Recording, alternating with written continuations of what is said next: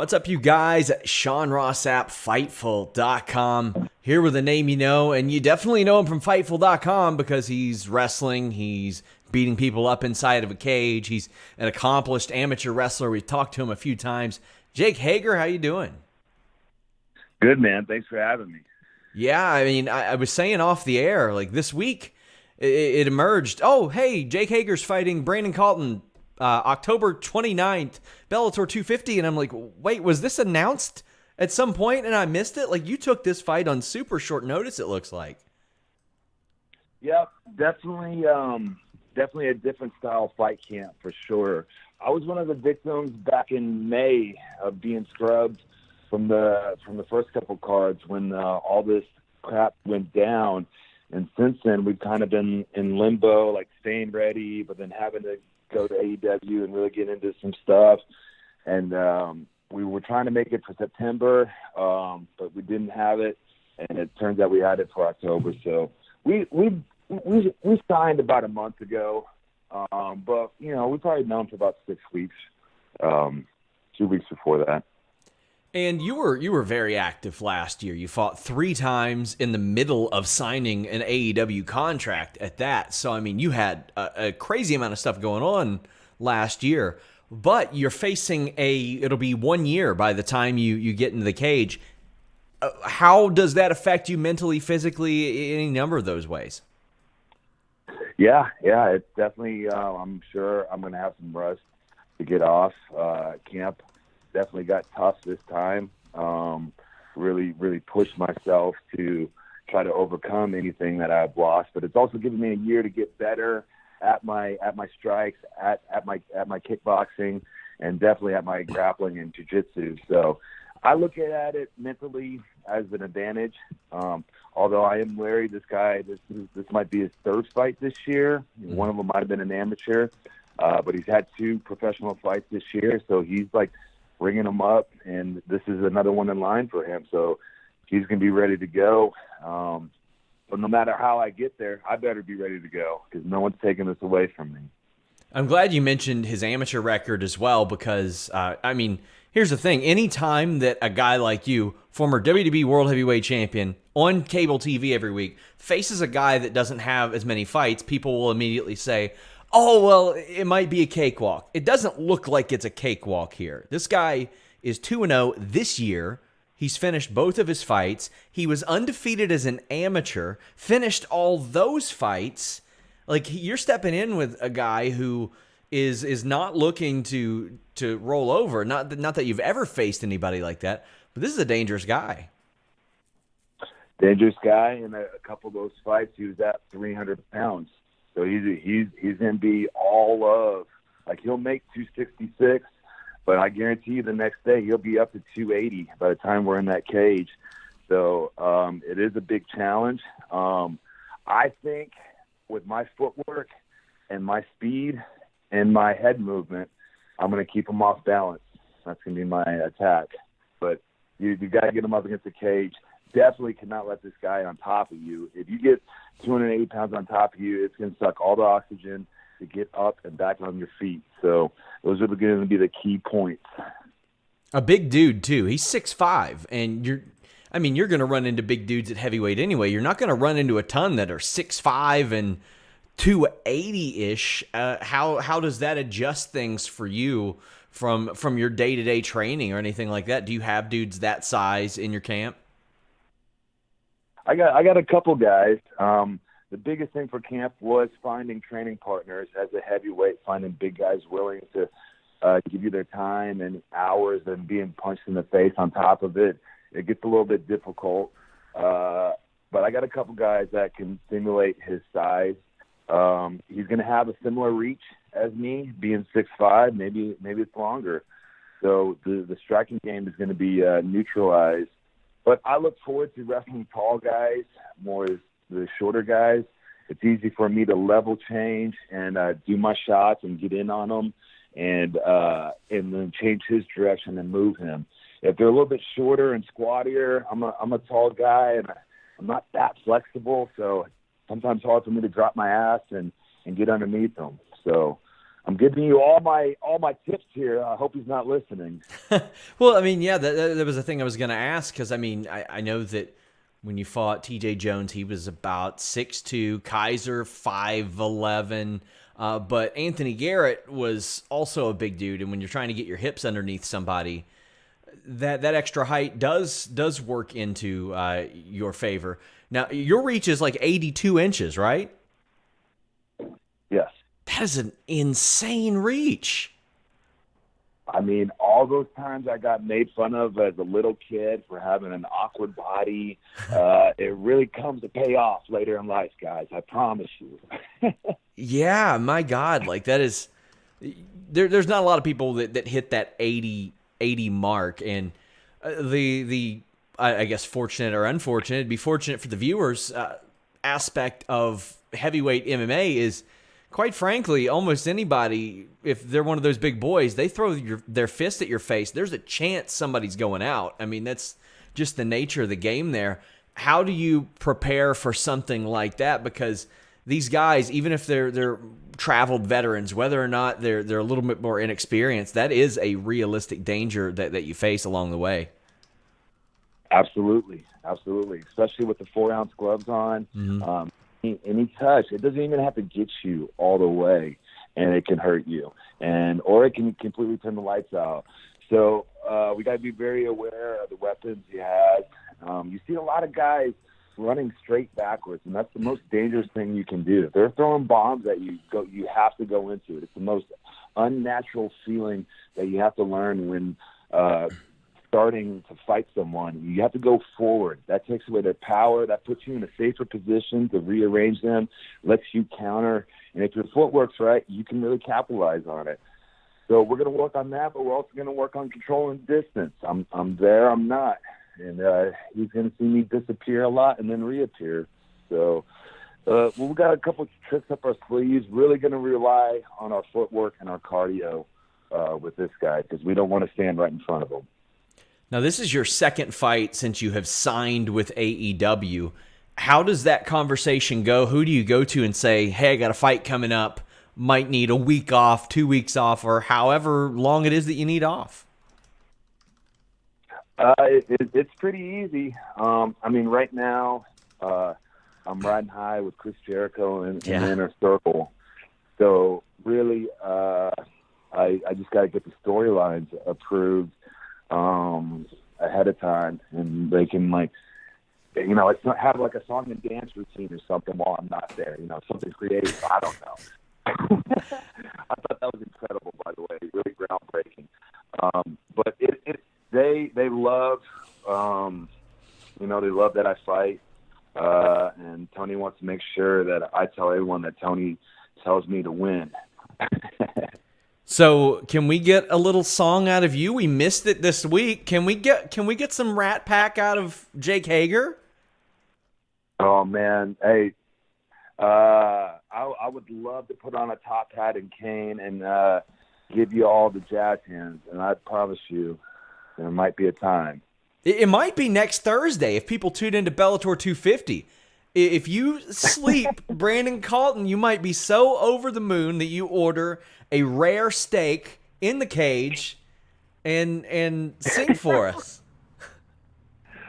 Oh man. And then I get sued by my good friend Chris Jericho. He would too. That's the type of thing he would do. So I spoke to John Moxley earlier this year, who was putting you over like crazy. He said that you're one of the most physically strong people he's ever been in there with. And you all had a very, I want to say it was different for the time for Moxley, who has done some MMA training for his movies. What was that experience like, kind of taking on Moxley in a different situation, employing more of your MMA base than maybe you had in the past? Man, it was really cool, and honestly, it was really stress relieving that, like, we didn't call a lot of that grappling in there. Yeah, he said you hit him with a. He said you hit him with a shoot gut wrench power bomb. Well, it was really cool to get in there and kind of feel each other out and how it came across on camera. I know we're both very proud of. The fact that there was no audience in there, it actually, we think it made the match better because, like you said, it's not new to the Moxley style, but at the time, we were really doing something a little bit different, maybe a little bit more slower, a little more technical. But it was really cool. He's a great friend of mine. He has done an amazing job as an AEW World Champion. No need for him to drop that title anytime soon. He is just really showing you what a champion does and really helping us grow this brand. The best part of the whole thing is, we pre-filmed that, and we filmed that on March 24th, which was my birthday. Oh, nice. And so I got to wrestle for the AEW World Championship against my friend on my birthday in 2020. That was like the only cool thing about 2020, I think. Now this will be your first time fighting without like many people there, correct? Yes. How do you prepare for that, or do you? Is that a thing you even take into consideration? Do you, when you're in the cage, do you hear the people? Are you in the zone? How does that work? Before I had my first fight against JW, I thought I was going to be super analytical, in my head, oh, look how he's throwing his jab. Oh, that wasn't a good hook. I thought I was going to be hearing all the people just because I'm green to this, and I'm still learning and getting better every day. But once I went out there, I really feel like I got the best coaches in the world: Rob Bradford, Josh Rafferty, Joey Best. They did such a great job of preparing me through camp that I had blinders on, and all I saw was my opponent. All I heard were my coaches, and it was so refreshing to me, and it made me smile in there because, what I was worried about wasn't there, and I could just go out there and have fun like a sick person like me likes to have fun. So when you're out there and you do hear that crowd, how does that differ from pro wrestling? Because you're a guy who has played to a crowd for a long time, and I mean, obviously the charisma translates because you've got a presence in there. And you took, one of the unfortunate things that happened in your last fight and applied it to pro wrestling. So there is a crossover there. But is there a spot where you draw the line and you say, okay, I'm not bringing that crossover here, I'm not bringing that crossover there? Oh, I don't know. I think it always pays to be a character. It always pays to be entertaining, to have charisma, to have a certain way that you look or make people feel. It's always good. As a wrestler, that was one of my toughest things to learn getting into the pro wrestling business is guys, character is bigger than being able to have a 5-star wrestling match every time. You got to have a character to really get the people invested in you and really care about you. And MMA is the same way. Now, are you going to have a different style of character? You're not going to be quite so over the top because you'll get your shit called out with the right hand, and then all of a sudden that character is gone. But at the same time, I really enjoy the MMA audience because I'm used to playing to a crowd. And so, after that second fight in Chicago, and they were all booing me, whatever, it was the easiest promo I've ever cut, and it's probably one of my best ones. I know everyone thinks I can't talk, but right after a fight, you have all the confidence in the world, and when an MMA audience is kind of doing that, and you're like, oh, you guys just made a mistake, I'm going to get you now. It's like licking your chops. It's fun, and I don't mind being the bad guy if that's what I have to do, but I'm going to stand out either way. Now, AEW has put together quite a roster. Are there any there that you look at and you're like, you know what? I could see them in the Bellator cage. I could see them holding their own there. Not in AEW, but Razor of the Authors of Pain, he is a Bellator veteran. A lot of people don't realize that. There are legitimate MMA prospects that are peppered throughout pro wrestling. Oh yeah, and I think it's only going to get more prominent. The crossover effects, because they really work hand in hand, and one does make you better at the other one and more appealing at the other one. So On the AEW roster, man, Marco Stunt. A lot of there you go, Marco Stunt.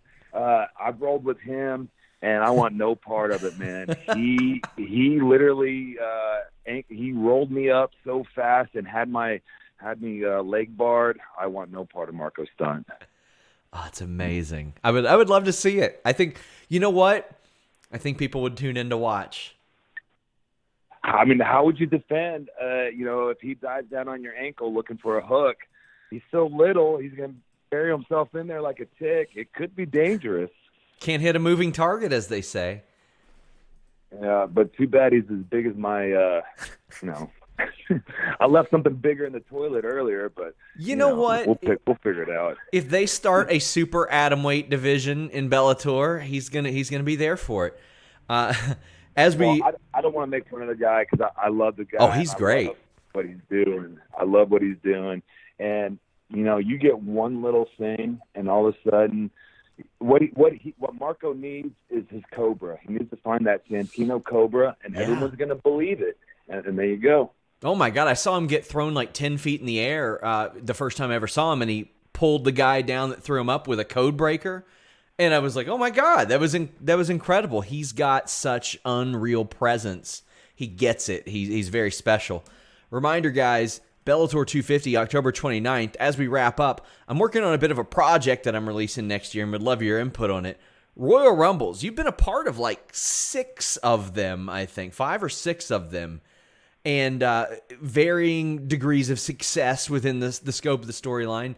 How are those put together? What do you remember about, like, not necessarily each one of them, but the process of being told, yeah, this is how this is going to work. This is when you go in. This is when you go out. There's depending on who you're in there with, which as it is with anything, you'll have levels of creativity and you'll have levels of restriction. Definitely not one of my favorite matches, just because the way they did it at the Fed, there was like a group of 3 or 4 guys who decide the whole storyline throughout the thing, and then you would try to implement your stuff on it to make it fit to your storyline type deal, and it can be easy or it can be difficult. The time I was in there the shortest, where Lesnar just threw me out, I really think that was my favorite because that was the most I got paid for a Royal Rumble. Really? The shortest time. Yeah.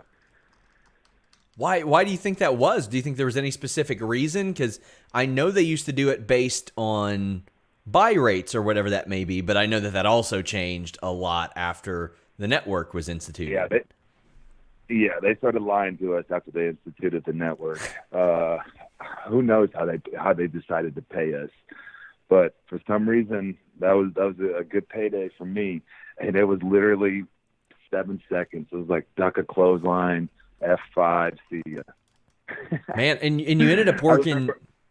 Go ahead. Sorry. Oh, I was just going to say, Mike Chioda came running over to me, and he was so upset. He was like, Swags, what was that? I just turned to him and I just got paid, Kiki. What do you want? And you worked a match very similar to that in the Casino Battle Royal at All Out, which is very similar, and I love the change they made to where they brought them out one by one, even in the groups, because I thought for production it made a lot more sense. Did your experience in the Royal Rumble or anything kind of prepare you for that, or is this a completely different beast? That's definitely a different beast. They say every pro wrestling match is different, and every gimmick match is definitely different. So that was a little bit different, but being in the Royal Rumbles definitely helped me prepare with that and help the other people set their stuff up. And you really have to, you're limited because there's people in the ring. You want to do some cool stuff and make an entrance, but you have people in the ring, so you got to be careful of ankles, about throwing people and hiding in the corner so they can have the spotlight. So there's a lot of little things that go into it. The main thing is, I feel like, is you don't want to do too much. You don't want to get too much stuff in. I was proud of what Sonny and I did because it made a big shock and it made a big splash, and it was just something as easy as him turning it around on me and throwing me out. And I was like, that's all it needs to be. Guys, remember Bellator 250, October 29th, 2020. It is on the CBS Sports Network. It is a good card. You got Nick Newell on the show. You got Jared Scoggins, who I'm a big fan of, on the show. You've got Gegard Mousasi against Douglas Lima for the vacant middleweight title. What more can you ask for? And you got Jake Hager against Brandon Colton. Jake Hager, I want to thank you so much for taking the time. Hey, Sean, thank you. And let's go Phenom, right? Douglas Lima, I think this is his time, man. I can't wait to be on another card with him and hear those kicks. They're the loudest kicks in the game. Oh, they're sick. He's on a really hot streak right now. Won 6 of his last 7. And Gegard Mousasi, and that guy, he'll fight like anywhere, any weight, doesn't really care. He is on an unreal streak too. I think the only fight he's lost in like the last 4 or 5 years was to Lovato, and that was a close fight. So very excited for that. But Jake, thank you very much. Thank you, Sean. Let's go. Until next time, guys, we're out.